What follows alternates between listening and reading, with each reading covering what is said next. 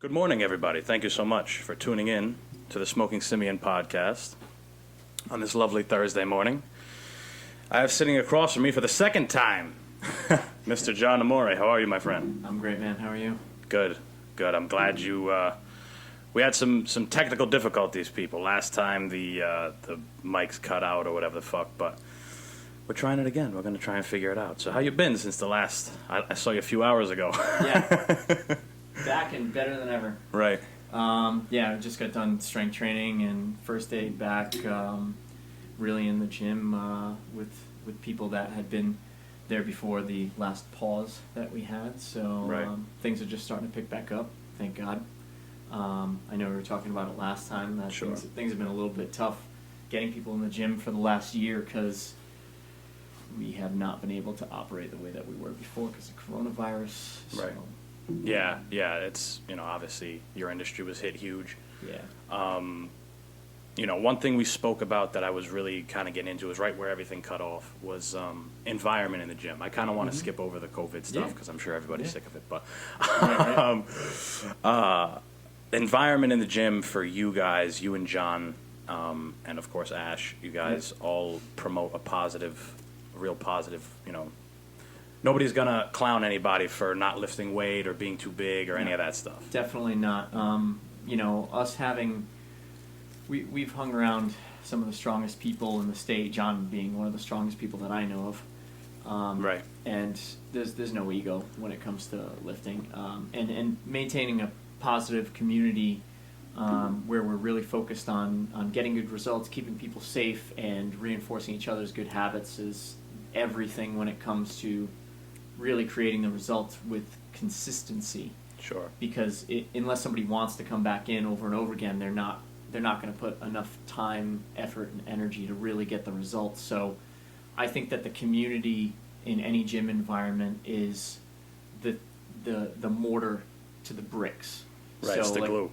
Yeah, it keeps everything together. Like, you can have a really good program and, say, a really good instructor that knows what they're doing, but without enjoying the process of what you're doing with other people, it's difficult to keep it together. There are some of us that can obsessively work like that, and, sure. and we just want to do it no matter who's around and sure. what's going on. But for a lot of people, this is stress relief, so it's not a money-making tool or survival mechanism for them.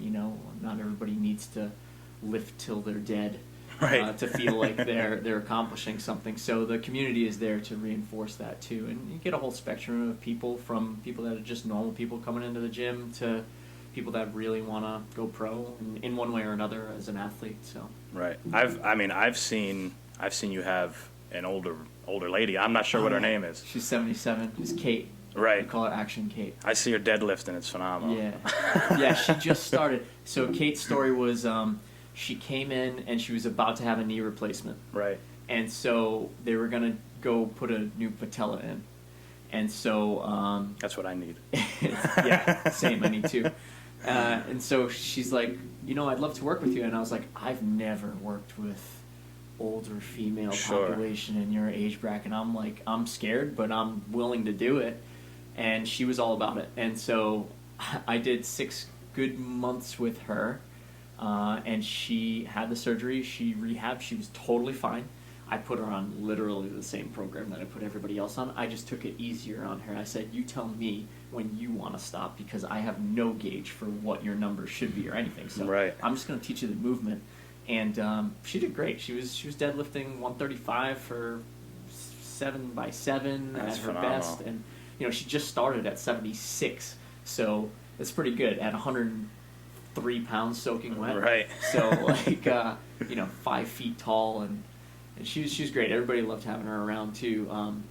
And coronavirus obviously kept her out of the gym most recently, but I'd love to have her back because she was really a joy to have around. She definitely was a positive influence on everybody because she worked her ass off. She did not care that she was as old as she was. Right, and that's a credit to the environment. Yeah, like we were just saying. I mean, it's hard to find somebody who's 77. You said. Yeah. To kind of completely switch up the way they live. Right. And come lift weights with a bunch of young kids. Yeah. doing, whatever the fuck you guys put her through. Yeah, I mean, she's a workhorse before she came in, but not in Right. any sort of weightlifting way. She rides horses. Oh, wow. And she was telling me stories about she'd get thrown off the horse, she broke her clavicle, like she got stomped on by the horse. Damn. And I was like, that's nuts. So she was a badass Yeah, anyway. she's a badass. Right. So, yep. Were you always fitness oriented? Was I know now you're at a point where fitness is like your life. It's your job. It's how it's what you do. It's what you think about all the time. Were you was there ever a point where it wasn't like that? Aside from maybe being a child or something? Yeah, so I mean, when I was a kid, martial arts had always been a part of my life since 4 years old. Okay. So I started in Nick Sirius Kempo at 4 years old shit. with my dad. Nick Sirius. And my uncle. R.I.P. Yeah, I know. And shout out to all my instructors in the state for guiding me for the first half of my life and how to like work hard until I wanted to die. Did you ever meet Nick? Not to interrupt you. Very, very briefly at one of the dinner get together, and then he passed away soon after that. I was very young. I think I was 8 or 9 years old when I met him. Right. Yeah. I trained with Pizzari. Yep. Grandmaster Pizzari. So Yep. I mean, between the two, it doesn't get any better than that. Right. When it comes to Kempo in the state. Yeah, I was listening to you talk with Raph, and I was like, wow, there's a lot of parallels. Yeah. Between what we went through. And fitness, since I was trained at a very early age by Rusty Rowe and Stephen Lombardi, and I just remember hating life as a kid.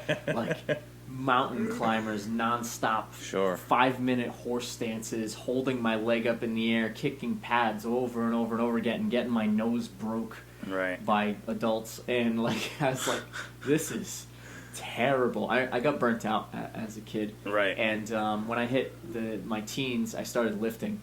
And I recognized that lifting, I wasn't as strong as I needed to be for martial arts. And I slowly transitioned more and more into strength work for lifting. And I know I had missed out on a good chunk of my life when I could have peaked my strength, that I didn't peak my strength. Sure.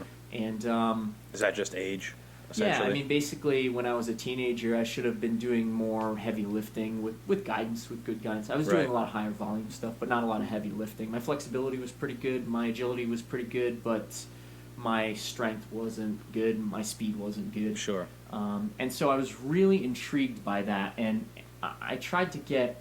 I was into illustration and graphic design. Right. Out of high school, I went to school for graphic design and illustration before I was a personal trainer. And I realized sitting at a desk for 9 to 5 wasn't for me. Sure. I worked for Benny's for a year and a half, and I was as a graphic designer. Yep. Oh wow. Yep. Okay. I laid out a lot of the pictures that went into the flyer every week. Okay. And I took the pictures and I basically edited them out of into some kind of workable thing so that they could get thrown onto a page. And any chance that I could get to sneak out of the room to do some push-ups or to do some pistol squats or to do some pull-ups, I swear I would just run right out because I was so bored sitting on my ass all day long. I couldn't do it. I was missing sunlight. I was like, there's no way I can do this for the next 20 years of my life or however long I'm supposed to do this for. And so I just made the jump and I said, I'm going to be an independent contracted artist and I'm going to work out all the time. And then I actually found an ad for personal training, and I just was like, I went after it, and it stuck. I was like, I can make decent money doing this, and I like teaching people stuff, and if I could teach people martial arts, then I'm pretty sure I could teach people how to lift things. Right. And as long as I'm more proficient than them, I feel like I can do something with it. So, and then I started studying all the time. I ended up moving into a facility in Johnston, shout out to Next Level Fitness, where everybody was smarter than me when it came to training, and I was just like, what are you doing? What are you doing? What do you think of this? How's this go? And, I was totally fine with being the weakest, dumbest guy in the room. Sure. And I definitely was, because the powerlifters were so strong. I used to hear, when I was in high school, I used to hear all about Next Level. Oh, yeah. Kids were like, because I went to school in North Providence, and there was a workout world that opened up right down the road, and that's where everybody in the high school went. Yeah. But there were a few kids that were like, I'm going to Next Level, and they don't have paint on the plates, and it's loud and it clangs, and I'm like, this is awesome. But It was Yeah, like a I big heard. box dungeon gym. Right. You know what I mean? It was like when Rainey moved from Situate, which the place used to be called Suburban Fitness. He bought it, outfitted it as Next Level Fitness, and then moved because he had too many clients, basically, so he had to change locations. I went with them, and I was like, oh, yeah, I'm definitely going there. Sure. And I started like a little kettlebell class. It wasn't very successful, and then I was like, I'm just going to start training people. And then, you know, I did the whole thing, training people at Next Level for as long as I possibly could. I think it was 4.5 years that I was Right. at Next Level. Wow. And I met John there. Shout Okay. out to the Strenuous Life. And yeah. how important was it for you to be a sponge the whole time? Because it sounds to me like it was trial by fire. Like, Yeah. I'm just going to jump in, I'm going to start training people, I'm going to do what I know, but there's a lot to learn. Yeah. There was a lot to learn. Sure. A lot. It's been the knowledge that I've gained over the last decade doing it as a trainer, a strength coach. It's been exponential. I don't think it's just like martial arts. I don't think there's an end to it. At some point, it's just like, to what end do you want to get to with what you're doing? And I think what you really refine over time is when you peak for your best peak attributes at what time. So, you know, when do you want to be your strongest? When do you want to be your leanest? I'm talking like absolute strongest or absolute leanest or absolute fastest. Sure. Those things can get refined more and more and more. And it comes down to a few details of individual differences at some point in time, and then just I kind of describe it like cooking a steak. You don't want to burn it. You want to just touch the heat to it and Right. sear it on both sides, and then like, okay, now just enjoy what you got. Right. And so that's a delicate process of mixing science and art of training somebody. Sure. And there are different tools to do that with. And you've been exposed to it in martial arts. It's the same in martial arts. It's just they use different tools to do this stuff. Well, I'm a big advocate for all arts follow somewhat of the same pattern. Mm-hmm. You know, the way you get better at every art is the same way. You just learn the techniques. You learn as much as you can. Depends how engulfed you are in it. You learn as much as you can, and then you have to apply it. You have to apply it. There's no substitute for fighting in front of a bunch of people. There's no substitute to singing in front of a bunch of people. You can sing in your room. You're probably phenomenal. Right. But when you get in front of a bunch of people, or you're playing an instrument, or you're even just speaking, Right. you know, I always tell this story of when I tried my hand at stand-up comedy, and I have this PTSD moment where it's like these jokes sounded great in my room when I was alone, Right. and then when you go out there, you're like, wow, I didn't spend enough time making these funny to other people. Yes, and you got to know your crowd too, right? Yeah, exactly. Yeah. That's funny that you mentioned standing up in front of a crowd. I was lead vocals in a band at one point in time. So Right. I have some experience doing that too. That was a hell of a time. Well, you seem like a pretty artistic guy in general. Like, obviously, you like the graphic design and the martial arts and the music. Yeah. But there's an art to, like you said, to training people. There's an art to building your body. I mean, how do you want it to look? You know, that's... I always leaned more towards the artistic and creative side of these things that I've fell into. I would say I hate thinking inside of boxes. Right. I'll put myself there just to learn the stuff, and I think I'm pretty diligent with. All right, I just got to get my 100 reps in. I just got to just do it anyway. But along the way, I'm like, I got to find the edge of like what makes this a little bit different. Okay, maybe it's like a little bit. You know, when you're practicing a new technique, and you find that you got to move a certain way, and then like, oh, but if I move like this, like it's just slightly different. Oh, I can break the rules here. Right. You know, there's that craft to it. It's not just do the reps. It's do the reps and find the nuances. Sure. Yes, within them. Sure. Well, a person that I always, somebody that's always been a influence to me. I'm saying it like I met him, but Bruce Lee. Yeah. You know, every martial artist has some kind of Bruce Lee story. Yep. And he said exactly that. You know, keep what is useful, get rid of what doesn't work, and add what's your own. Yeah. And I think that's a formula to get better at anything, essentially. 100%. Yep. Yeah, I mean, you know, I've always said that there's an art in fucking anything. Anybody that does a job really well, they took time to if you look at a bartender and he's over here doing this and doing that and whatever, and he's just going smooth. Yep. There's an art to that. He had to figure that out on his own. Reps, just like, you know, reps, tweaking, all this stuff. There are a lot of things that people, I think, take for granted or never really get to see or understand within each craft that you can do. Like something like bartending, you know, the ability to communicate with the people that are coming in, I'm sure, is a huge part of being a successful bartender. That can't fuck up drinks. You know, people just think, oh, I just got to make the drinks right. But like, I'm sure there's a lot to it. A lot that I've never taken into consideration. And I know it's been the same in martial arts for me too. You can. I did a lot of judo in the last few years. Right. And is judo fairly new to you? Yeah. Compared to like Kempo and, you know, all this other stuff. Yeah. So Kempo, I went back to Kempo after I got burnt out on it, but I did it for like another decade. Sure. After my first, you know, round of say 4 to 12 years old. Right. But I always recognized that my throwing was crap and my groundwork was crap, and so I wanted to get into the two arts, jiu-jitsu and judo, and I started judo I think when I was 30. I'm 36 now, and you know, that's not exactly the right time to start judo.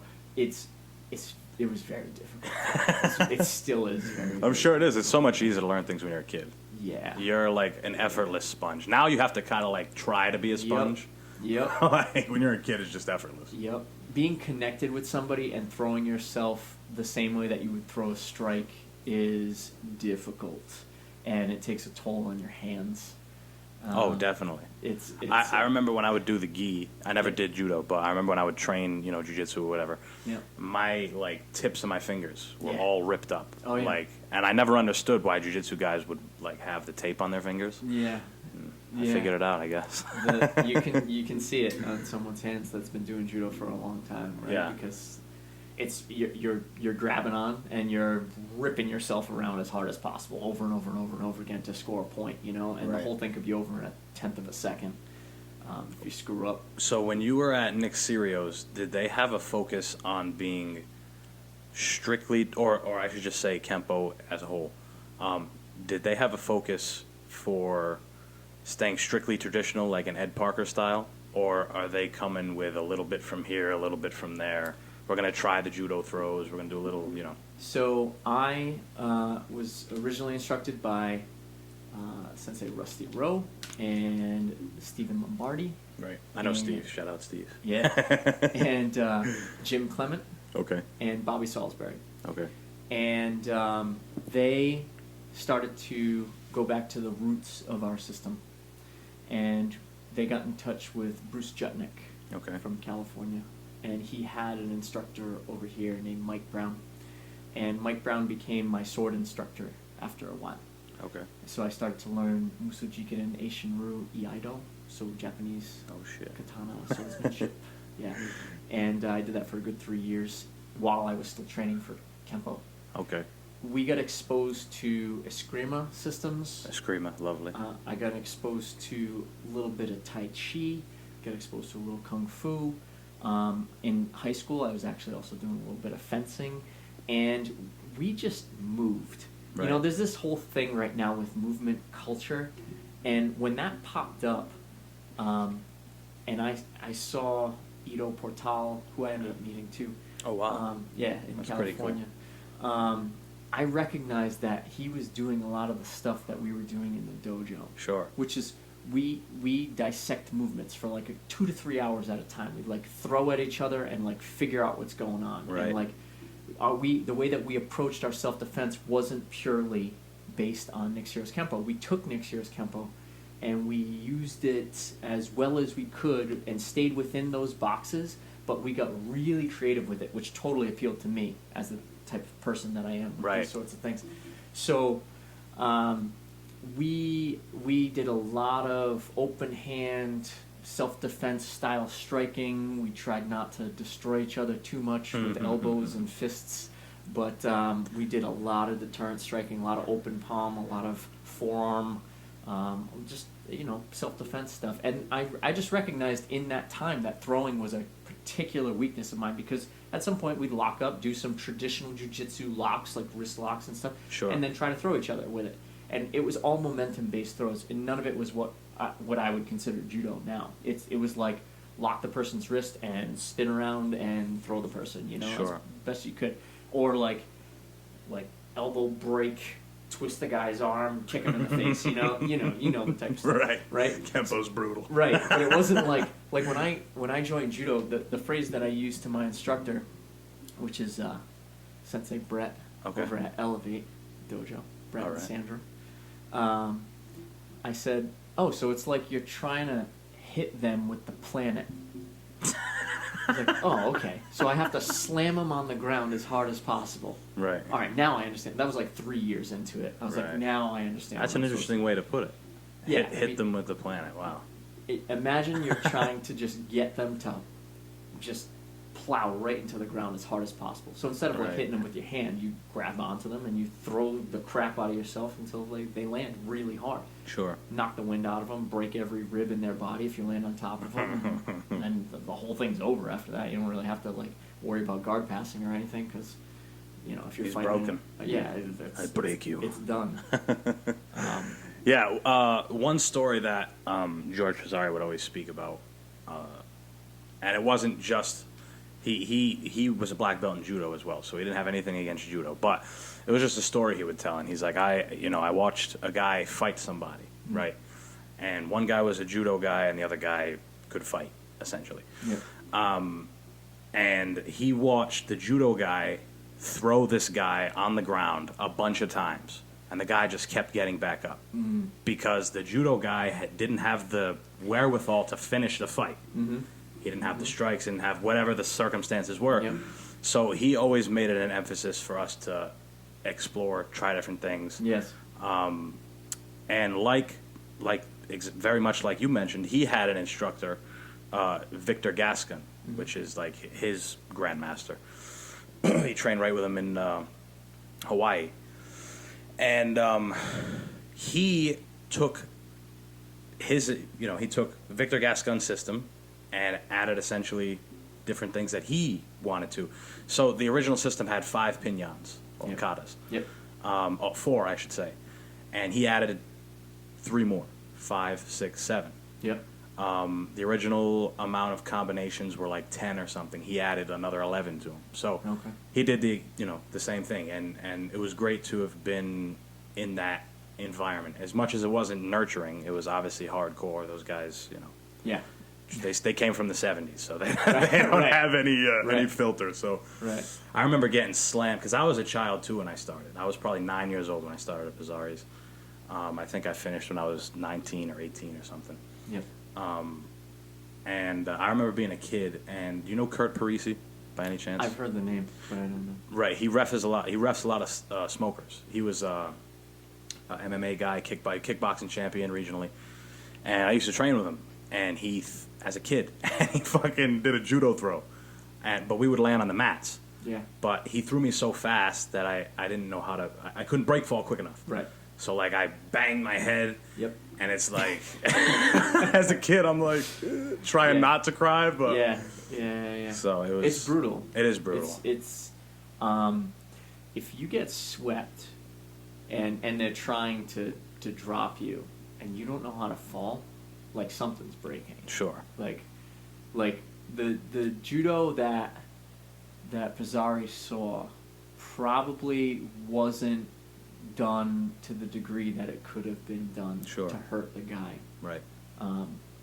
And so, like, the judo instructors that I know would definitely crush people if they could get hands on them. Right. And so that becomes the hardest part of judo, is like you got to close the gap and get hands on a person. Sure. You know what I mean? And judo particularly, stemming from what I know, stemming from samurai swordsmanship, when 2 guys intertwine and get disarmed, and they got to grab each other and throw each other on the ground and then stab each other with a knife. it was done in 100 pounds of armor, Right. like bamboo armor, and then you're wrestling on a battlefield with God knows how many people around you that are also trying to kill you. And so you got to be able to drop the person and Get break moving. them and kill them and get right back up and probably do it again, 50 times or so. Right. So it's not meant to be friendly by any means. It's meant to be incredibly effective. Oh, sure. And you have to have, in order to do judo correctly and not just wrestle a person, you have to have those grips. And the grips extend the leverage, so it changes the dynamic of how you're getting somebody down on the ground, as opposed to intertwining with them, like locking up a neck or a shoulder or a hip, like you would in traditional wrestling. Right. So it just changes the dynamic of the movement that you're doing.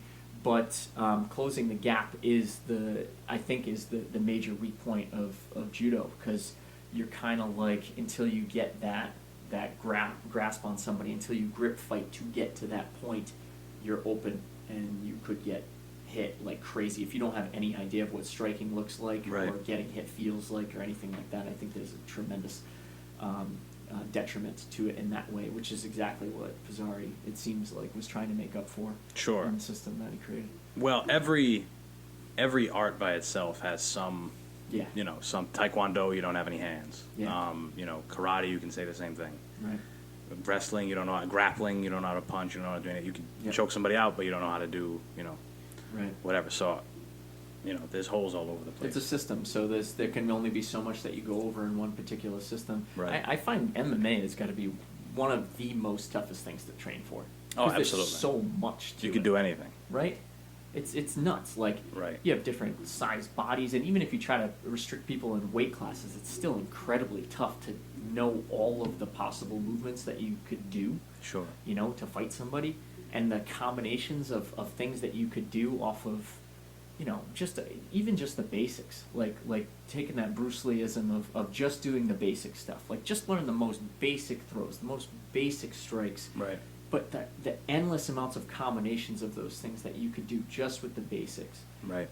It's incredible. I really commend anybody that pursues MMA as a career, because it seems like it is so wide open for Sure. experimentation and just you can get your hands into any of these arts and go so far deep into them. Right. And some you may not even end up scratching the surface of. If you got really good hands and you're an incredible boxer, maybe you've never really done any kicking, and never really taken legs into consideration. That could completely change your game, right? Yeah, demolish you. Or if you're a boxer and wrestling comes into play. Right. Because this is Joe Rogan put it the best. Boxing's a sport of punching, MMA's a sport of fighting. Like, Right. everything's included. Right. And it's become its own art essentially, Yeah. because there's some things that are like MMA specific, Right. like wall walking when you're getting back up from a Yep. takedown. Yeah. You might be in an instance where that doesn't work. You got to Right. do something else. Right. I started watching Sambo online Sure. recently with the gi on. Right. So you're throwing at you got the grips when you want them, but then you got the punching kicking aspect, and then you got the groundwork. It's totally different than Yeah. like being in the octagon and Right. not having a shirt on or anything, slipping and sliding all over the place. Like, it just changes the dynamic. But yeah, I mean, again, it's incredible to me. Like, it can go anywhere. Right. I haven't seen an end to it yet.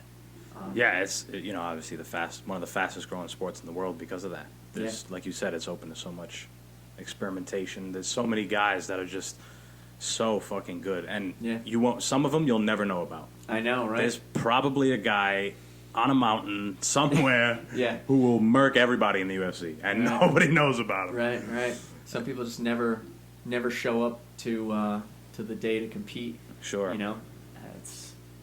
It's incredible. I'm Yeah. sure there's 1,000 Khabibs in Dagestan and Right. 1,000 of these other guys. But something I wanted to ask about, relating back to fitness, you being in it so long and you engulfing your life in it, what gets you excited about it still, aside from maybe seeing your clients' successes for yourself? That's a huge part of it. I'm glad you brought that up. Yeah. Creating when I wanted to pick my career, creating something that I could actually help the world with was a huge part of it for me, because I think that was missing in the other industry that I had picked. I just felt like at the end of the day I didn't change anything for anyone. But seeing somebody drop 150 pounds is like that's an incredible achievement on their end, and I feel good about what I've put in for work. What gets me excited about doing it? Well, just like in martial arts, that I don't really see an end to what I can do for developing myself in any direction. So, right. I'll take one particular sport that I'm trash at, which is Olympic lifting. When I started doing Olympic lifting, which was around the same time that I started judo, which is way too late in life, I was like, I have no idea what I'm doing. Like, none of this makes sense to me. How do you get that weight that I can barely deadlift to go over your head? Yeah. Like, I was like, that doesn't make any sense to me. And I dug deep in that for a good 4 to 5 years, and I just learned so much just by getting uncomfortable, starting again as a white belt in a new training discipline. Right. That's what did it. So I'm intrigued by the process of learning from the beginning and just being a student in something, not everything, not all at once, because that's just frustrating as hell. Like, if you suck at everything all at once, like, it's really terrible. You just taxing. Walk away. Yeah, you're mentally drained. Right. You're emotionally exhausted. And you feel like you're not getting anywhere. But if you pick like one thing that, like, all right, I'm absolutely trash at this, and I know it's going to make me grow completely, I'm going to go all in on that. You come to discover things about yourself that you never have known before. I'm happy that you brought that up, because on my Monday episode, I spoke about how we shouldn't have to do things that we don't want to do unless it's under these two circumstances. Mm-hmm. It's a means to an end, or it's going to make you better. Mm-hmm. And when it comes to those two cases, it's like, if you don't do the thing that you hate, then you're fucking up. Yes. Like, Completely. For me right now, I'll put myself as an example. I always do. What I do for work isn't necessarily what I want to be doing. I want to do this. I want to do this. Right now? So I work, obviously, in a restaurant with John. Yep. Not super often there. But I also work in like a wholesale bakery. It's essentially like a small factory operation. Yep. And I talk about how it's like, you really feel like you're a cog in the machine, if that makes sense. Mm-hmm. And I don't like it.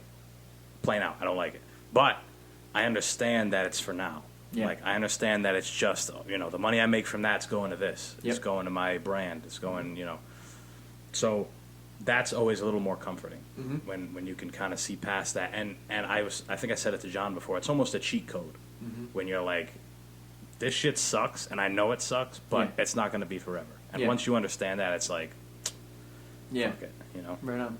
Yeah, I completely agree. I just wrote about it on my last post, actually, on Instagram. Right. You got to have a vision of success and dangle some carrot in front of you of what you're trying to achieve to get through the sucky part, right? Right. And you can still find some good in the suck of what you're doing. Sure. I'm sure there's some people that you come into communication with that you're like, I look forward to seeing them. At least we're all kind of suffering together in this thing, And it's like that in a lot of stuff. And you can find some little golden nuggets from suffering that stuff for however long you need to, and then just put a deadline on it, right? Like, it's going to be until then, and then moving on no matter what, or something like that, Right. Plus, you can always, change your situation. I don't have to work in this place forever, especially since I've come to the realization that it's like, I don't give a fuck about this job. Right. I could do this a million other times as long as I'm getting to where I'm trying to go. Right. Another thing that I wanted to bring up, you and John kind of share it. I know you guys obviously train differently, but I listened to you guys today, and you essentially say that you kind of meet in the end. Yeah. And what that end to me sounds like, is really getting back to our roots as animals. Yes. And to me, that's super interesting, because I've been I've loved the martial arts since I was 4 years old, and I've lifted weights since I was in high school, and I've never, aside from maybe like a crane stance or something like that, I've never heard anybody approach fitness in the sense like, hey, we're humans, we're supposed to be doing this, we're supposed to eat, real food, we're supposed to train these types of movements, we're supposed to run, 20 miles a day or whatever the fuck it is. Yeah. And, I just think that that's super interesting. Where did you guys really, did you learn that from somebody, or was that born essentially from you guys just collaborating and working together? Probably both. Right. I would guess, so, yeah, let's say there's like a Venn diagram between myself and John. John comes at it from a very analytical stance. Right, That's I can what see works that. for him, right? Yeah. And I try to break the rules whenever possible. Sure. And I'm just like, yeah, but what about this way of doing it? And I've tested a lot of stuff, and I've been like, well, that's wrong. That failed completely. But now I know because I have some anecdotal evidence for it, at least. So I like a very practical approach to things, and then kind of work my way backwards. But we both have a stoic mentality towards Sure. things. In Stoicism, it's stated that basically anything that coincides with its most natural form is good. Okay. It is right, so to speak. Sure. That's not to say that, society should just be like completely torn down and nobody should live in a house and we should all just go live in a hut in the middle of a tree or something like that. But when you try to take something out of its natural environment and cage it and reproduce it and replicate it, you can try to grasp the essence of it, but it just does not turn out the same way. A dog that lives in a house does not act like a dog that lives in the wild, for Sure. better or for worse.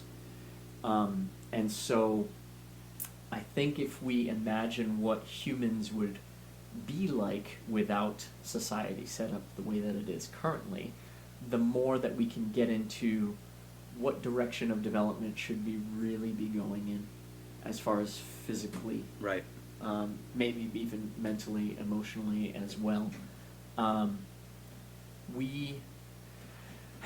think we both believe that humans should be a little bit smaller rather than a little bit bigger, that we should be able to run, jump, swim, climb, play, fight Right.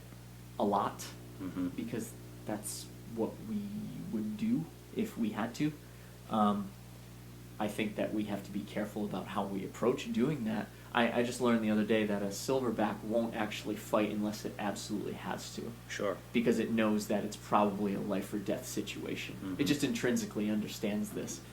And like if a silverback can, like if it had to deadlift, it would be like something like 4,000 pounds or something like Right. that. It's just insane, like how much weight it can move. I think if it could bench press, it was something like that. There's a video on YouTube about it. It's just insane. But imagine two silverbacks like MMA fighting each other. Like imagine the damage I they would could do fucking to love each other, that. right? It's nuts. Like they're moving so fast and there's so much weight behind it. Their tendons and ligaments, they're so much stronger than us. Right. We're so soft. We've been softened by our culture so much. Right. We're used to sleeping on nice, comfortable beds with a little pillow, and it's nice and warm. And can you imagine what it was like to live in New England 200 years ago? Fuck no. Right? Can I you want imagine no just part trying of to it. survive like 200 years ago? Right. Like, And that's not even that long ago when you No, really think it's about not. it. It's In not. human existence, it's not long at right? all. I'm sure even 100 years ago it was like completely different. Sure. Like just different values. And while we developed in such an amazing way to be able to control the physical development of people, I think we can lose sight of someone's overall health by say, powerlifting is the most important thing for you to do. Lift as much weight as possible no matter what. And then you can't walk. Sure. You can't run. You couldn't fight your way out of a paper bag, let alone fight somebody that actually knows what they're doing, that's 3-4 weight classes below you. Right. You know what I mean? It's hilarious how little you can move if you specialize so much in something. Right. Right. I've heard exactly what you said before. When you talk about being healthy, in the sense that, some people think being a tank is healthy, or being a beanpole is healthy.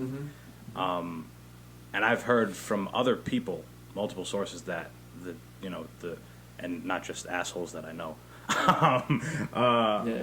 I've heard that being healthy is truly being able to do a variety of things for a long period of time. Yeah. Longevity. Adaptability, I think. Right. Right? Like I think one of the strongest attributes that humans have is the ability to adapt to circumstances. Right. We can live in almost any environment, right? Humans will do what they have to survive, essentially. Yeah, and our ability to communicate with each other and coordinate is a huge part of that. Right. We use our brains in completely different ways, obviously. And then, as far as physically, in order to stay healthy, I think you have to just find. Eventually, this is just something I say all the time. You have to find your weak point and address it, and then you got to find your new weak point and address it, just so you stay somewhat well-rounded. That's not to say that you never do the thing that you're good at. You have to do that too, because that counterbalances you. That puts you in the zone where you're say fighting with your strengths. You know? And if you're going to compete, you better compete where you're strong, not compete where you're weak. But if you're training, well, what's the purpose of training if you're already good at it? Right. There is no training taking place anymore. I think a lot of people fall into this where I think a lot of fighters fall into this. A fighter will get so good at something, a boxer or a BJJ guy or something, will get so good that they don't get any fitness benefit out of it anymore, right? They can do it, and they can kick ass with it, but it's like, it's not physically demanding to them. It's not even mentally demanding anymore. Sure. To just go through the motion and do it. It's like, just doing a dance. They've gotten to the point, like you said, where they can go through the motions and it's still as effective as somebody who has to think about it. Yeah, yeah, and you're saying that could be a problem. Well, it's a detriment problematic to training sports specifically. Sure. So, any sport, somebody gets really good at running, and then they're like, okay, well, what do I do next? I had a sprinter ask me this question. She was training. And she's like, well, what do I need to do to like make my sprints better? And I was just kind of like doing like a really quick analysis, just talking to her. And I was like, so you do like, this type of split squat and everything? You do this lunge? Okay, cool. You ever train your upper body? No, I never train my upper body. I always skip accessories on upper body. I was like, well, I mean, it's half of your body, right? Like, sure. It's going to help you. If you ran with your arms tied behind your back, you'd be a lot slower, right? You're basically doing that because you're never training your upper body. So how the hell could you keep your balance if there's no balance in the way that you've adapted your body to the stressors? So if your lower body's doing all the work and your upper body's not doing anything, you're not balanced anymore. Right. And it's always like this because there's a terrible truth of reality is that things break down over time. So you're never the same person. Right. You're never standing in the same river, that old saying, right? Like, everything's always changing. There's an element of breakdown that's constantly happening. So you can say at one point you were this good or this strong or this fast or whatever or this flexible, but then like you're not at some point in time. Different physical attributes will degrade at different rates, obviously, and will build back up at different rates. But crafting someone to being a better athlete, I think the first priority needs to be their overall health. That's the way that I would approach it, at least. If I see that someone needs more metabolic training, I'll push their training towards metabolism. I won't just push the strength aspect of it. So if somebody has to drop a bunch of weight, I'm creating shorter rest periods. Like, nope, just keep moving. Like, we got to get the reps in. It's more important for you to get reps in than it is to worry about the technicality of what you're doing. I want it to be effective, but it can't be at the detriment of your overall health. And so that changes the whole routine, right? I suppose it would be the same way with training somebody in martial arts. If you see someone has no martial arts training whatsoever, it's probably going to be a completely different session than if they have 5 different martial arts under their belt and they've done them all for a while. Mm-hmm. It would look different. You wouldn't put them through the same class.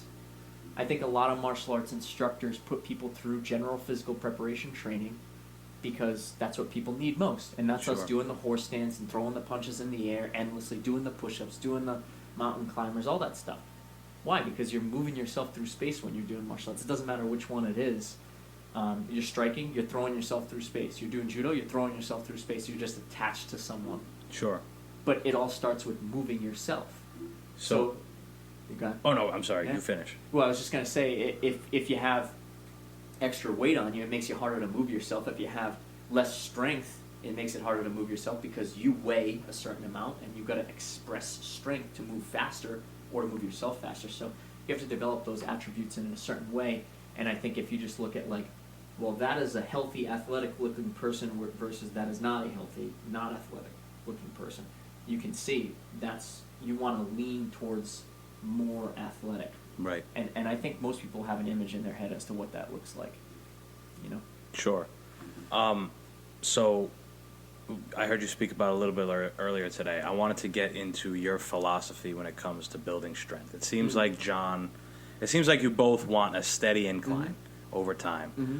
But for you, it's more of a muscle endurance thing. So, from what I understand. So, it's a great question. Thank you. I think of it as an upward spiral staircase. Okay, so I don't think about it as linear. I think about it as circular, and it expands. Like it's not just a straight line, or even like a pyramid or something like that. Sure. You need to balance out volume and intensity, so how much weight you're lifting and how many reps you're doing it for. You can't just do endless amounts of reps because you're not just looking to break down muscles and build big muscles, because you can build big muscles and still move like shit. Right. You know, you can... We're looking for balance. You have to be able to move yourself through space, and so to even just think that the body in isolation can do that well at all, like you can do all the bicep curls you want and you'll still never be able to throw a punch. Right.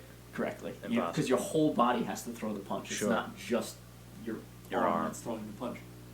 So you affect all of these tissues all at once. I think the more big of the movement that you can do, like lifting a sandbag or deadlifting or squatting or something like that, the more you can affect all of these tissues. So I think the big movements have a huge role, especially for martial arts development. Right. I think people need to be able to squat, bench, deadlift, overhead press, pull up and chin up, do some leg lifts, and then you can talk about the little isolation things after that. Right. When you get to a certain point of proficiency, and I actually have started a ranking system with strength training. Okay. This is the first that I know of. Okay.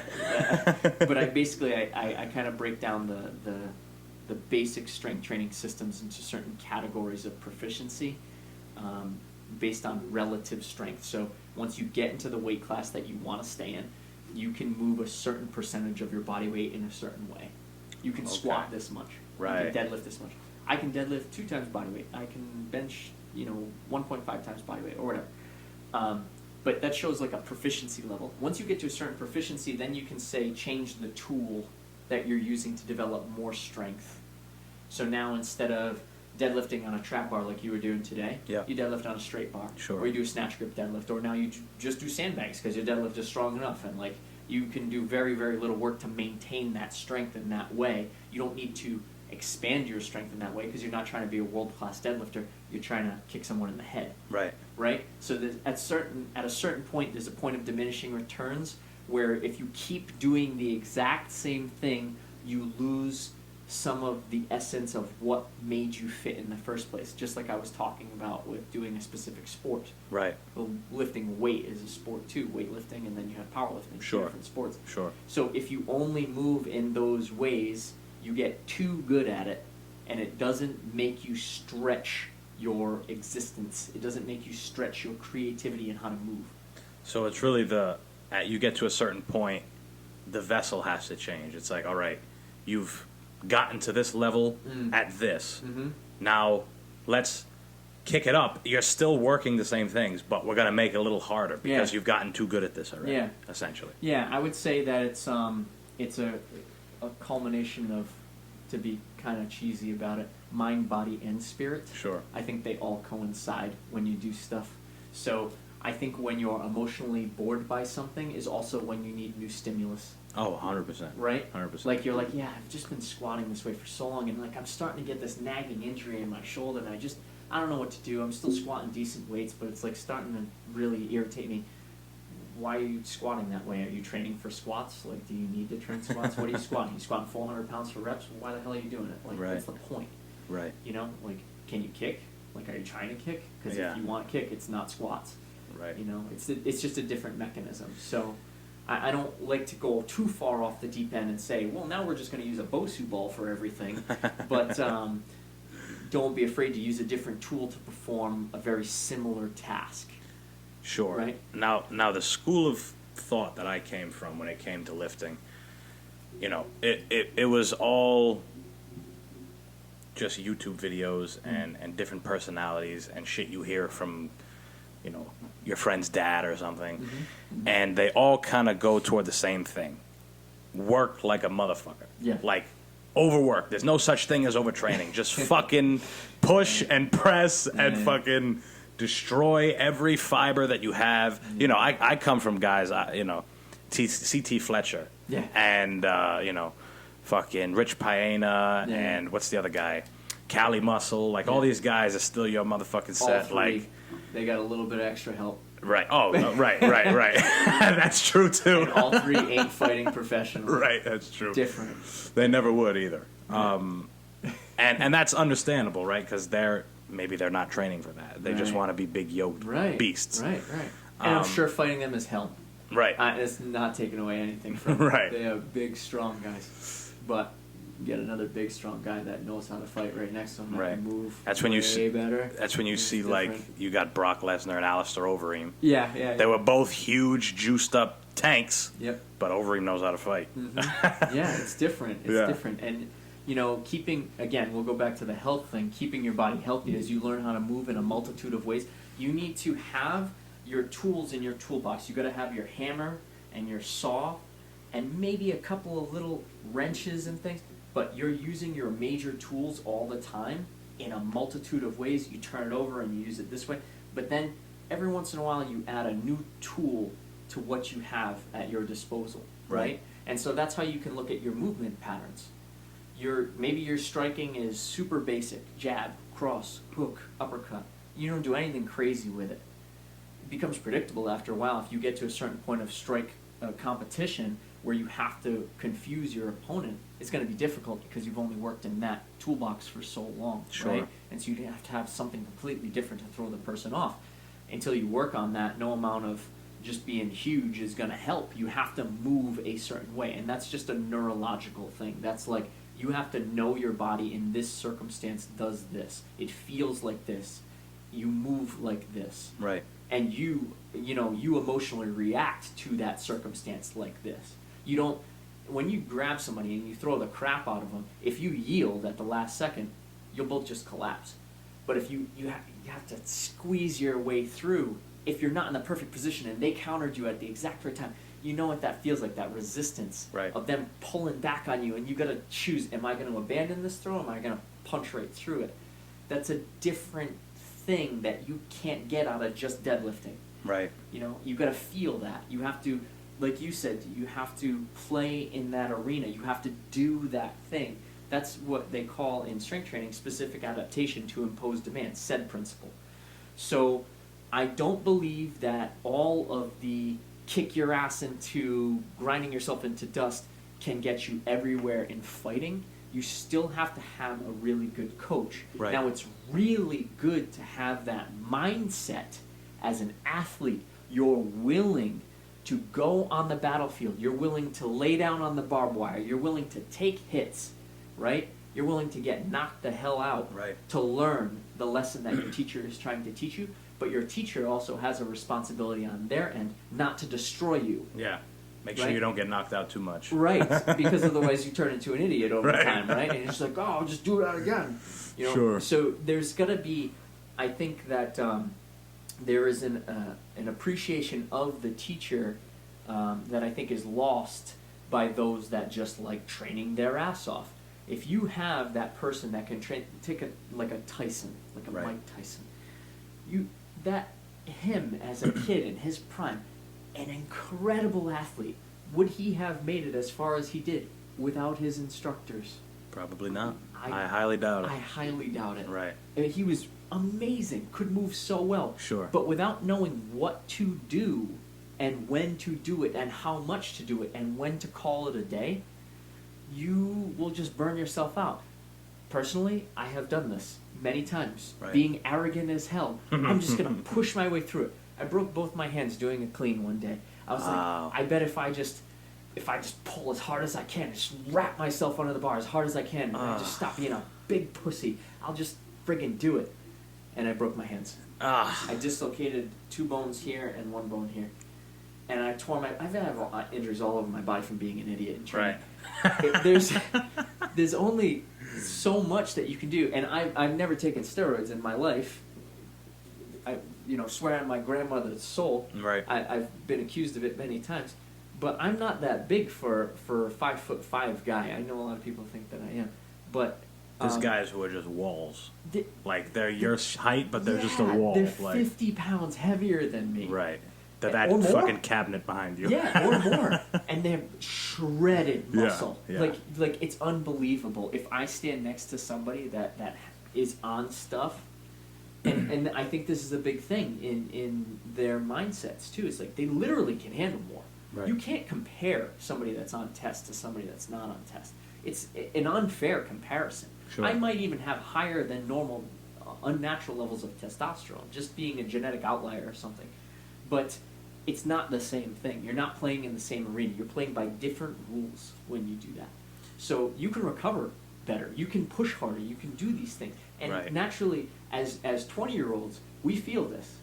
But you start to get over 30 and things change a little bit. And you get shitty sleep week in, week out. Over time, it diminishes. Like, you'll feel the degradation of your body over time if you don't take care of it. So, again, going back to, like, health and everything, I think that's the highest priority.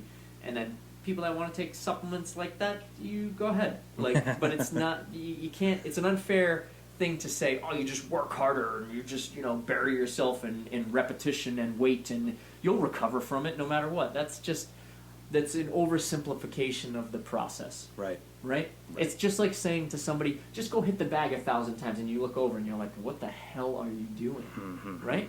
And I go through this right now with my striking coaches, John being one of them. Right. He's like, man, your jab is just, you gotta work out, like he was telling me today. Shout out to John again. Right. He one thing you brought up was training as you get older, and obviously most people who have been training since they were young want to do it for as long as they possibly can. Mm-hmm. And when I trained at Pizzari's, it was all grown men. I was the youngest kid there.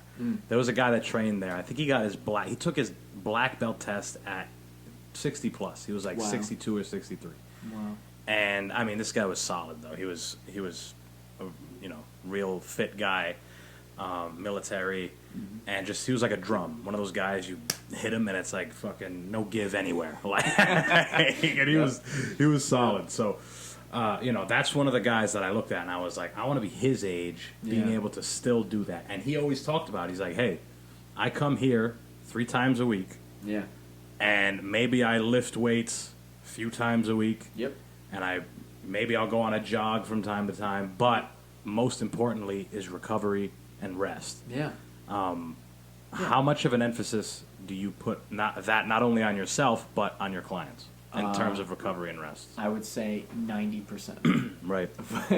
All right, so someone comes in, they're like a blank canvas, right? I, as a coach, I just go, okay, I'm going to apply stress to your body. I'm going to give you a stressful scenario. Lift this weight. Right. Do it as many times as possible. Fix this now. That's all stress. That's stress of tissue damage, and that's nervous system stress. And it's emotional stress too, because Right. I'm like constantly nitpicking stuff. Which right? adds to the nervous system stuff, right? Absolutely. Sure. And so you accumulate fatigue, Yeah. and you accumulate pain in your body over time. Your joints, they start to hurt a little bit. I once heard from Charles Pollock when he was told by his instructor, you train to the point where your joints hurt and you almost get sick and then you pull back a little bit. Right. Right? Like that's now you're on the edge, right? Yeah. You're like, yeah, I was really sore after the workout, but I didn't strain anything. Like, right. Okay, pretty good. Soreness is not always a sign of success, but it's a sign that you did some stuff that you really pushed your limits of inflammation. Now, if you're too sore, you're too broken down, you might strain something. You go for that jog or your sprint. Right. If it's programmed in and you're like, all right, got to beat my sprints from last time, got to do a tiny bit better. And you just take off and like one part of your body's just not fully recovered yet. Right. If you don't call it right there, if you try to power through it, you might tear something right off the bone. Sure. You'll be out for a long time. Sure. You ain't getting any training, not even close to what you were doing before. If you tear something off the bone, you're going to be out for a while. So you got to take that into consideration. And it's not to say that you tiptoe your way around working hard, but you need to know the parameters of what hard is. Because just saying, oh yeah, I work as hard as possible, you got to know what you're aiming at. And it's difficult for a student to know what they're aiming at. Just think about you from 20 years ago versus you now. What would you tell you from 20 years ago that would understand what you understand now without having gone through all the trial and error and all the instruction that you've gone through? It would be very, very difficult for you to say, just work harder, and for you to get that point across in that sentence as to what you meant by that.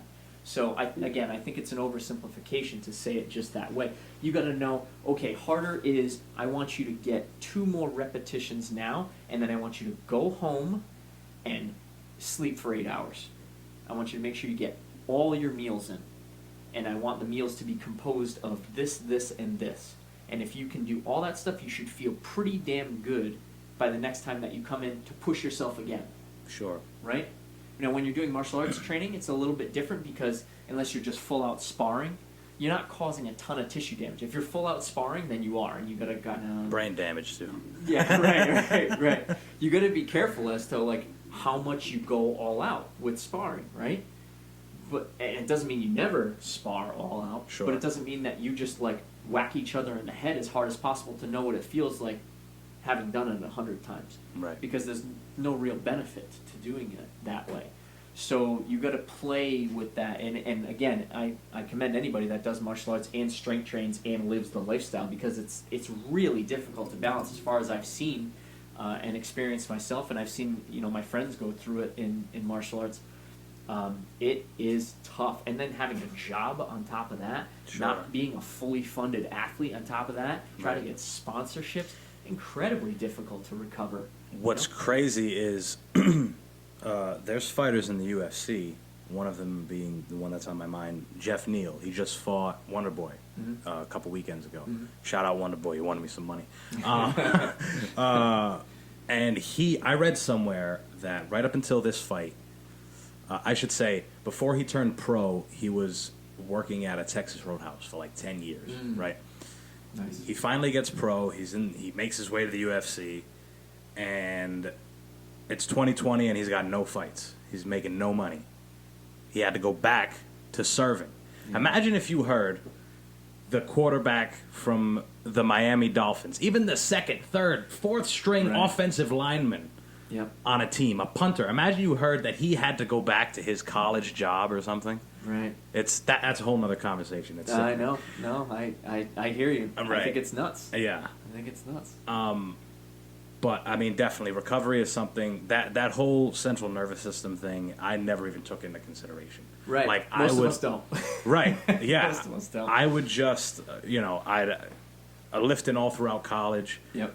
I would pull almost an all-nighter. Yeah. Right. Maybe get 2-3 hours of sleep. Go to class for however many hours. Maybe come home, take a couple hours to take a nap. Wake up, do a little bit of homework, and then I went to a 24-hour gym. So I would sit in the library till like 10 or 11, and then just drive to the gym. Boom. Nuts. Lift weights. Good for you. Sit in the sauna. Like, terrible shit when it comes to, recovery. Yeah. But you still did it. Right. Yeah. I mean, you feel pretty cool. Yeah. I mean, you still did it. Like, good for you for grinding in that way, man. Like, it got you to where you are, Yeah. So, could you always do it better? Of course. Sure. Is it going to be a perfect scenario? probably never be a perfect scenario, no matter what, because let's say you recover better, you go and you train harder, you're still just as beat up as before anyway, you know? Sure. So you always just do the best you can with what you got, and you take it one step at a time like that. You work on the major point of improficiency with your recovery. For most people, it's going to be sleep. Just trying to set up a sleep schedule so that you go to bed the same time of day, wake up the same time of day. That is huge. I think that is really fucking hard. Yeah. For somebody who works weird hours, like Yep. some days I work early in the morning, some days I work at the restaurant, I'm working at night. Yep. I feel like between sleep and diet, they're almost, for me, they're neck and neck. Yeah. Like I know most people, and I'm sure you might agree, that, you know, everybody says diet's the hardest thing because of the discipline, because of the calorie counting, all that type of stuff. But, you know, don't undermine sleep, Yeah. just like you're saying. Well, sleep controls everything that happens with your diet. So, like, if you get like 2 nights of shit sleep, your blood sugar is thrown off. Right. And if you're training hard, your inflammation is thrown off. Your nervous system is thrown off. You're not as alert when you go in for your next session. You're like, well, what was I working on? Like, I did this fine the other day. I just can't do it today. Like, I don't know what's going on. You know, it's just like that. You just can't get your body to coordinate because it's not yet recovered from putting all that previous stress on it. Because you accumulate stress over time. You accumulate fatigue. Sleep is, you know, hopefully 8 hour, maybe. If you're John, it's like 12 hours long meditation. Hey, good for him. Yeah, he goes into like the cryo chamber, just like no time exists. Sure. And, like, perfectly recovers. Sensory deprivation. Yeah, I remember watching him train, and he was training powerlifting and jits and Muay Lao at the same time, and he's squatting 435 for 7 sets of 7, and I was just like, how are you doing this? Yeah. Like, what? He's like, oh, I sleep 12 hours a night. I was like, what? Like, how? How are you? It's insane, but it makes that much of a difference. I really think that was, if I could say it was one particular thing, I think it was that. Sure. It's just consistent, and I was getting trash sleep all the time, and I was like, I still need to do my workout because it's scheduled in my app, and I need to just follow the program. And right. I had this one time when 6 weeks went by, and I had to restart the program 6 weeks in a row from day one. Just like Monday, all right, gonna try it again. And I was weightlifting, and I was doing judo, so I would like do 2.5 hours of weightlifting, and then I would go 2.5 hours of judo, which is way too much of that type of work on your body, and I was like mentally drained staying up till a minute. And after 6 weeks, the 7th week, I tore my pec, and it was just the same numbers like over and over again. I was like, I don't know what's going on, and I got so frustrated. I tried to power through it, so I tried to do that thing, just like strain through it. Nope. I guarantee if I had my coach there seeing what I was doing real time, he would have been like, you need to go home, you need to go to bed, stop training right now, this is dumb, like you're gonna get hurt. Because, you know, if you're throwing a weight over your head, or it could be anything, you could be squatting, you could be just in the ring, you just like snap your shit up, like you know, Snap City, population U, right? Like, just from not moving correctly. You just, one time when I was doing Muay Lao, I rolled my ankle jumping rope. Right. That's how I was overtrained. I was so overtrained, I just rolled my ankle. I just popped my ankle. I was like, what the hell is going on? I was just stressed out. My body just didn't want to move. Sure. And I was trying to power through it. Just dumb. Just stupidity. Right. And again, not a lot of people take into consideration all the stress. And it leads to injury. And another thing that I wanted to bring up about is your philosophy on training injuries. Now, I tore my labrum when I was in high school. I didn't realize how terrible of an injury that is. Yep. But, most people do. Right. Yeah. I went to some physical therapy. And we'll say I went for, 3 months. Still popped out. Yep. Still, whatever.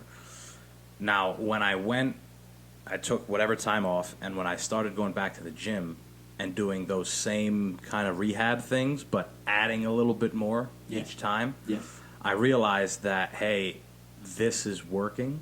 Like, my shoulder actually feels tighter and stronger, and I have a good range of motion. Yes. And I understand that you come from that same kind of thought process where it's like you have an injury, take the time that you need to, Yeah. but as soon as you can, get back and work on the motherfucker. Yes. Most professionals that I knew and still know that work in PT would say as long as you're cleared and you haven't completely ripped something to shreds, Sure. you should get moving as soon as possible because sitting on it will do nothing. Right. So you need to create structural integrity with your body. So you have to challenge your body through range of motion. And something like a shoulder, it needs to be challenged through a multitude of ranges of motion to continue to be functional. Going back to what we were talking about, humans in nature and being in nature, you never bench press in nature, but you would be climbing things all the time, hanging all the time, looking for food all the time, walking around. You pretty much never rest, really. Like, if it's like daylight time, you're like probably looking for something to eat, or getting chased by something, or chasing something, or dragging a carcass home to eat it or something. Like, you're active, right? And if you're not active, you're probably sleeping, and you're saving napping, your energy. Yeah, or you're just straight up sleeping, and hopefully it's in a nice spot where you're not getting it eaten. Right. And so, but your nerves got to be able to move because it's the difference between life or death. Now, humans didn't last very long for a multitude of reasons, but point being, you didn't really have a choice about moving. You had to be moving. Sure. And so I think that just maybe applying that hard head mindset of, okay, now we got to push through it, to that circumstance, that might be the time to apply it as like, okay, I didn't completely mess my stuff up. Like, I need to do something with this. Maybe if you roll an ankle, for example, once the inflammation has subsided and everything, you just articulate your toes, right? You just flex. You start with something. You start with something, right? That scene in Kill Bill where she's moving her toes. You just start with that. Like, sure. Just move Or in The stuff. Revenant. You ever seen The Revenant? No. Oh my God, you would absolutely love that fucking movie. All right, check it out. It's Leonardo DiCaprio gets fucking mauled by a bear. Oh, really? By himself in the fucking woods, and he treks across states. Yeah. After being absolutely mauled by a bear, he's doing that scene. He's like, okay, I gotta get over to my belly. I gotta check my shit. And now I gotta crawl. And like they show his ankle and it's just mangled and he's got rips and he's rotted and it's like it's a dope movie. It's awesome. fucking awesome. I'll definitely check that out. Yeah. But yeah, rehabbing. I mean, you can't just sit on it. If you take something like that and you just, I'll just wait until it's better. Right. It's never gonna get better. You have to resist gravity all the time. You're in a gravity field. You're never not in a gravity field. So even you just standing up, just sitting in the chair, just breathing, like, all of those things can be articulated to a degree. And I understand that you'd need a specialist to like really know how to teach you how to do that stuff to a better degree, but sure. There's a place to start with that, and there's work that you can do to make that better. Sure. And somebody that does hurt themselves in something like martial arts, you can still skill train your brain. I broke my leg playing judo, and my training partner is a complete accident. I froze into position. He kept going. Knee buckled, hit the ground. Crunch, crunch, crunch. Ow. I was out for 6 weeks. Still watch judo. Like, right. I'm still I'm looking at it. I'm like, that's never going to happen again. What went wrong? How do I stop that from happening? How do I recognize this? Got to think about the pattern. Mimic, shadow box, go through the position. Move slowly. Make sure nothing tweaks. Don't move fast. Just move slow. Kata, kata, kata. There's always stuff that you can do to train. Like, you're still training. You might not be training to the same degree, but you're training. Mind. Yeah. You're pushing in some way. Mind, body, spirit. You're pushing in some way all the time. If any of us had to miss class for some reason, an injury or a doctor's appointment or something, we were always, and this is at Bazaars, we were always implored to show up anyway to watch. Mm-hmm. Yeah. Because, like you said, there's plenty to watch. I remember when I first started training at Triforce, and I just got my black belt, and I thought I was something. I guess I thought I was some hot shit, and I realized quickly that only thing I was good at was throwing kicks and movement, right? Because that's a lot of karate, like you said. They dissect the movements. Yep. It's a lot of bouncing, a lot of good footwork. light on your feet. But my hands were nowhere, like nowhere.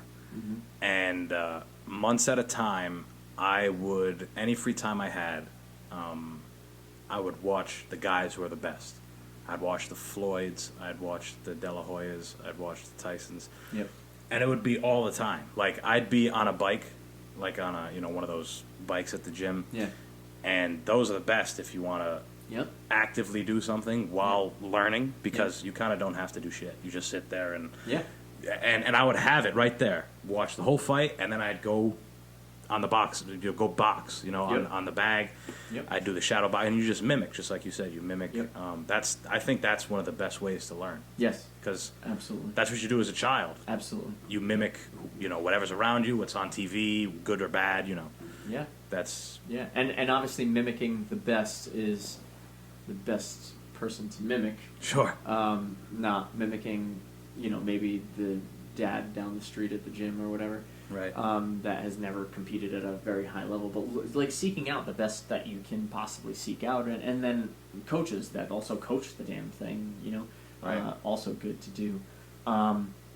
And particularly when you have downtime, just doing like some visual analysis drilling is really, really good to do. Watching fights it's got to be one of the best ways to learn, to start to learn stuff. 100%. To stretch your mind, right, in that sort of way, and then performing it, and then doing, analysis of it after you've performed it, and then looking at that. We have an incredible thing on our hands, being able to record stuff real time. Can you imagine training martial arts 60 years ago plus, when there was no footage of anything? You had to write notes of every movement. Right. And you're like, no, do it like this, and the guy's like, I thought I did that, Now you can look at it and be like, oh, I totally didn't do that at all. Sure. The way that I thought I did it, Sure. And you get that feedback immediately. It's incredible, the opportunities that we have to learn how to move right now. I wanted to bring up really quick that the way that I rehabbed my body was I actually decided to do what you had said, which is you took a movement and you started to progressively overload it. Right. And you started to stretch how you thought about your shoulder, moving in a multitude of ways with your shoulder, and you started to challenge it in a bunch of different ways. So at one point, I was doing what you had just mentioned with martial arts. I was doing that with bodybuilding. So I was like, well, humans got around 470 some odd muscles of the body. I want to learn most of them, and I want to learn how to articulate pressure throughout those movements in every way that I could possibly do that stuff, to try to hypertrophy each one of these muscle structures. You can get down to really nitty-gritty stuff when you do this too. You still have to apply progressive overload over time, but that point in my training career, which was like mid-20s or so, I learned how to move my body in such particular ways to create training effect without just adding more weight, that it changed my perspective on training, on what training was. So it's not just, there are many ways to make your body develop, and there are many ways to challenge your body, which is why I like using a plethora of tools like we had talked about earlier today. If I notice that somebody has a lower back deficiency in how they think and use their lower back, I will try to challenge them to use it in a way that makes them understand that needs to be engaged. Like, that's a major missing piece of this that you're doing here, So I wanted to do that stuff to a great degree, and I just went completely down that path. You still have to zoom out and do big compound stuff, especially for martial arts. You can't just do like little rehab movements. But if you notice that you have a nagging injury like a shoulder thing, I would say you better be doing a lot of that work a lot of the time. All the time, because if you don't address that and then you go to fight, you might catch that Kimura. Something's going to happen. Something's going to happen. Right. Maybe you just dislocate your own shoulder, There was, I forgot a couple weeks ago, it was, so Brandon Moreno fought Figueiredo. But before that, Moreno fought a kid, I forget his name, he's real good too. But he just fell. He went to the ground and fell and tore his labrum. Damn. Tore his labrum and, tapped, lost the fight. And, it's just like you said, maybe he had a nagging injury that he didn't attack. You know, John calls it bulletproofing. He gets that from his instructor Jimmy, I think. Like Sure. where you have like armor on your body. Right. That's what he says. You have armor on your body. Like muscles, they absorb. They're like shock absorbers, right? Right. Like so, like the more tissue that you have around your joints, the better you're going to be able to articulate your joints. Right. The degree to which you take that is up to you, but in my mind, I see it as a life cycle of an athlete. You do a zone of muscular gain, you do a zone of strength gain, you do a zone of cutting weight down to your essential self to prep you for fighting. You do a zone of power, explosive speed work. And you can try to periodize it like that, at least for the first few years of structuring someone's program, so that you say, we're just going to focus on this for a while. We can put it in the back burner later on, we can come back to it, but we're going to really focus on, like you're doing right now, strength. Right. Like just get really friggin' strong. And then see what you can use that strength for now that you have it. And it's not going to diminish very fast. It's like riding a bike. Like you're going to be pretty damn strong even if you completely stop. You're going to be pretty strong for a while. Right. You're not going to go to like 25% strength anytime soon. Because once you drill that into your body, it's a motor pattern that you're going to have for a while. I challenged that in my own training for a long time. The last year and a half, I spent cutting weight just to see how light I could get, but I did it very, very slow and steady, and I still exposed myself to lifts, but I didn't follow any particular programming. And I was surprised at how much strength I was actually able to maintain. The upper body diminishes, I think, a lot quicker than the lower body does. That makes sense.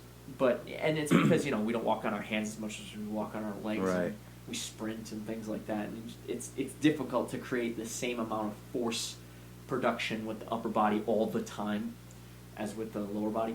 But I was pretty surprised at how much strength I was able to maintain without really training it, particularly without following any particular programming. But you have to really focus, just like when you first learn something like a white belt, like you should really focus on getting proficiency before you start spreading yourself too thin. So that would be my argument to play devil's advocate against my own type of system. Make sure you get really good at basic stuff before you start doing fancy stuff, and always try to go back to basic stuff. Try to find the essential basic stuff. And you can be fancy when you want to play around, but mostly stick to simple things that are Effective. easier to grasp and exactly, like highly effective stuff. Sure. You know? Well, my friend, thank you so much for coming on. We covered a whole lot of shit. I'm super excited to be working with John. Yeah. This is the first time, since I graduated high school that I'm actively trying to get back in shape rather than, just stick to maintaining. Counting calories is a whole new experience for me. It's gonna be great. Yeah, I'm looking forward to it, I guess. I'm optimistic about the whole process, and I'm excited to see the result. You got some gear on that I'd love for you to shout out. Yeah, shout out to Brian Magoo. Sure. He runs Legacy Muay Thai. Got me this hat. Right. And this is my gear right here. Nice. So anyone wants a Ronin sweatshirt or hoodie rather, tank or t-shirt, hit me up. Right. Limited supply for 2020. Where can they find you, sir? You can DM me on Instagram at Ronin Strength. You can email me at wayofroninstrength@gmail.com. And you can stop by the Strength Dojo at 425 Washington Street, Providence, Rhode Island. There you go, people. We're wrapping it up on this lovely Thursday morning. Something great to, start your year out to. Nice fitness episode. I'm actually having Tanner on in a couple weeks, so that'll be cool. Awesome. My man Tanner running CrossFit Providence. That's where we run the Strength Dojo. Right. It's awesome. There you go. So make sure you guys follow me on Instagram at abarboza000. What else? On Twitter at the Simian _, which is pretty cool that I got that. And what else? Follow wherever you listen. Subscribe to the YouTube page. I'm also realizing that I'm not the only Antonio Barboza on YouTube, so the name is a little problematic. I got to figure something out. But for right now, the YouTube is going to stay at Antonio Barboza. It'll probably change by the time this episode comes out. Nice. Again, thank you all so much for listening. Make sure you tell everybody about us, share, follow wherever you listen. And that's it, people. Peace.